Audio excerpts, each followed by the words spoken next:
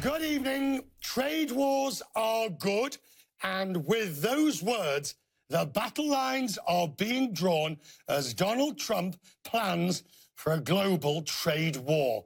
Tonight, you're going to hear an exclusive interview with Mexico's economy minister. It's one of the US's biggest trading partners and would be seriously affected by the potential tariffs on steel.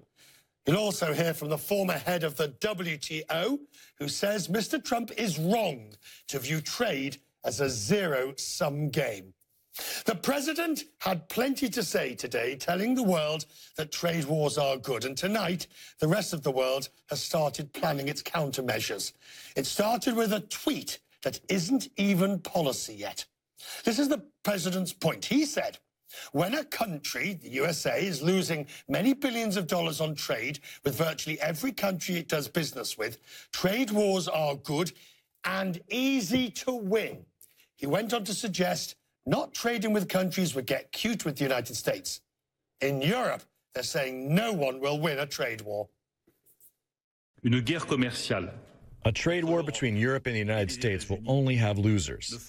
The United States should know that if these unilateral decisions are confirmed, they will call for a strong, coordinated, and united response from the European Union. All options are on the table. An appeal to the World Trade Organization or countermeasures to limit American imports in Europe. It doesn't get much more blunt than that from one side and the other.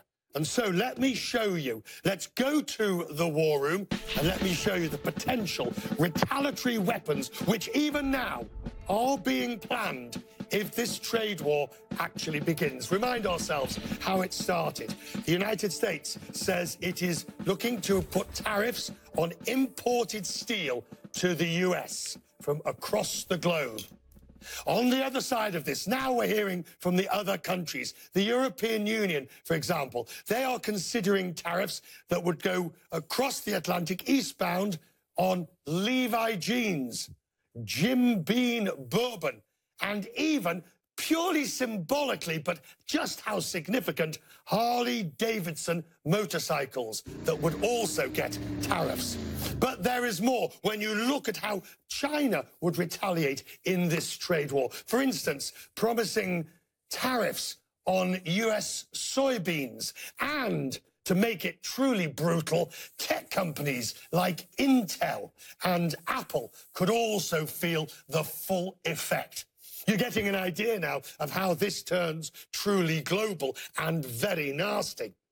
And then you have perhaps the heart of all of this, NAFTA, the North American Free Trade Agreement between Canada, the United States, and Mexico. Now, Canada favors a more political approach. But remember, NAFTA is already in trouble in terms of its negotiations.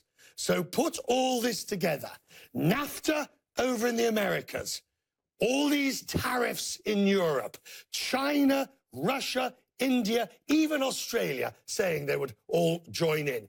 This is how your trade war actually gets moving.